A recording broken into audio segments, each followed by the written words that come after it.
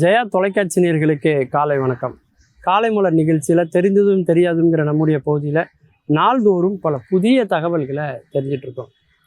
அந்த வகையில் நம்ம பார்க்க போகிறது ஊசி போடுவதில் இருக்கும் இயற்பியல். நம்ம ஊரில் சின்ன குழந்தையாக இருக்கும்போது எல்லாருமே பயப்படுற ஒரு விஷயம் வந்து ஊசி தான் இல்லையா? இன்னும் சொல்ல போனால் பெரியவங்களும் ஆனதுக்கப்புறம் கூட ஊசின்னு இன்னும் பயப்படுற ஆட்கள்லாம் கூட உண்டு. அப்போது அந்த காலத்துலலாம் எந்த உடம்பு சரியில்லைன்னு உடனே ஊசியை போட்டு விட்ருவாங்க. ஆனால் இப்போ நிறைய மாற்றம் வந்துச்சுன்னு வைங்களேன். இப்போல்லாம் வந்து ஊசியே தேவையில்லை. அந்த ஊசியில் போட்டால் என்ன வீரியமோ அதை வந்து சில மாத்திரைகளே வந்து அந்த வீரியமான மாத்திரைகளாக வந்துட்டு, அதனால் வந்து இப்போ அதிகமாக மருத்துவர்கள் ஓரளவுக்கு ஊசியை தவிர்க்கிறாங்க அப்படின்னே நம்ம சொல்லலாம். ஆனால் இந்த ஊசி போடுறதுல ஒரு பெரிய ஒரு இயற்பியல் இருக்குங்க. ஃபிசிக்ஸோட தியரி அதில் இருக்குது. எல்லாருமே ஒரே மாதிரி ஊசி போடுறதில்ல.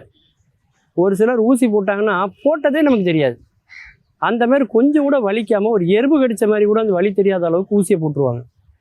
ஆனால் சில பேர் ஊசி போட்டாங்கன்னா வலியில் துடித்து அந்த இடமே வந்து வீங்கி வெந்நி ஒருத்தவங்க கொடுத்து ரத்த கட்ட ஆகிற மாதிரி அது வந்து அந்த இடமே மாறிடும். அப்படி சில பேர் நமக்கு வந்து அந்த ஊசியை போட்டு விட்ருவாங்க. அந்த மாதிரி இந்த ஊசி போடுறதுல உள்ள ஒரு இயற்பியல் என்ன அப்படிங்கிறதான் இன்றைக்கி நம்ம தெரிஞ்சுக்கிறோம். இந்த ஊசியை பொறுத்த வரைக்கும் அந்த அந்த சதையில் வைத்து அந்த தோலில் வச்சு ஒரு அழுத்தம் ஒன்று கொடுப்பாங்க. அந்த அழுத்தமும் அந்த ஊசி உடம்புல எவ்வளவு தூரம் இடப்பெயர்ச்சி அடையுது அப்படிங்கிறதுக்கும் இடையில ஒரு இயற்பியல் விதி இருக்கு. அழுத்தம் கொடுக்குறாங்கல்ல, ஊசி போடும்போது பார்த்தீங்கன்னா தெரியும், தோலில் வச்சு ஒரு சின்ன ஒரு அழுத்துவாங்க. அந்த அழுத்தம் ஒரு ஆளுக்கு ஆள் வித்தியாசப்படும். ஒவ்வொருத்தருடைய உடம்புக்கு தகுந்த மாதிரி அந்த இடத்துல உள்ள சதைகள் தசைகளுக்கு தகுந்தபடி அந்த அழுத்தம் வந்து வித்தியாசப்படும்.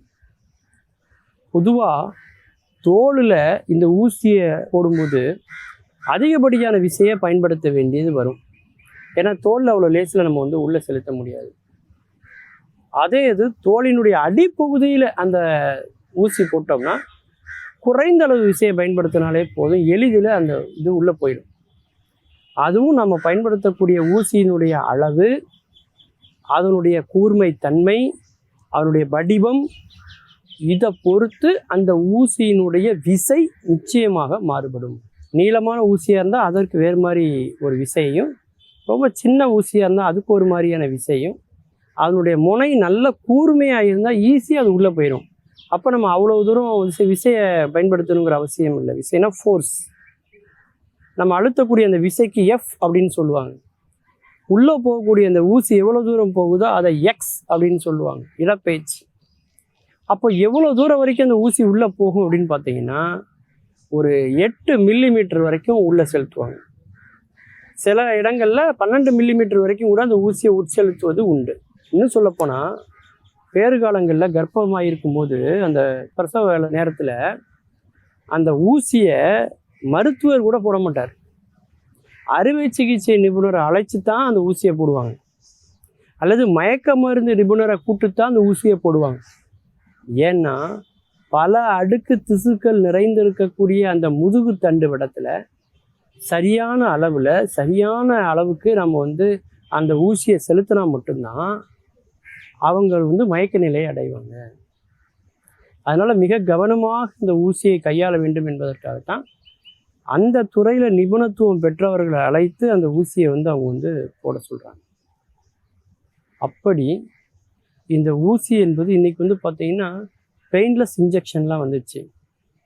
நீடிலே இல்லாத இன்ஜெக்ஷன்லாம் இன்றைக்கி வந்துச்சு.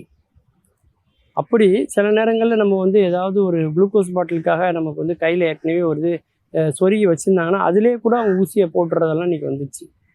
ஆனால் எது எப்படியா இருந்தாலும் சரி, அங்கே நாம் பயன்படுத்தக்கூடிய அந்த ஊசியினுடைய அளவுகள், கூர்மைகள், பயன்படுத்தக்கூடிய அந்த விசை, அதுக்குள்ளே போகக்கூடிய அந்த இடப்பெயர்ச்சி, இதுக்கு இடையில் இருக்கக்கூடிய அந்த ஃபிசிக்ஸ்ன்னு சொல்லக்கூடிய அந்த இயற்பியல் விதி என்பது மிகவும் அழகானது, ஆரோக்கியமானது. மீண்டும் பல அறியப்படாத தகவல்களோடு உங்களை சந்திக்கிறேன். நன்றி, வணக்கம்.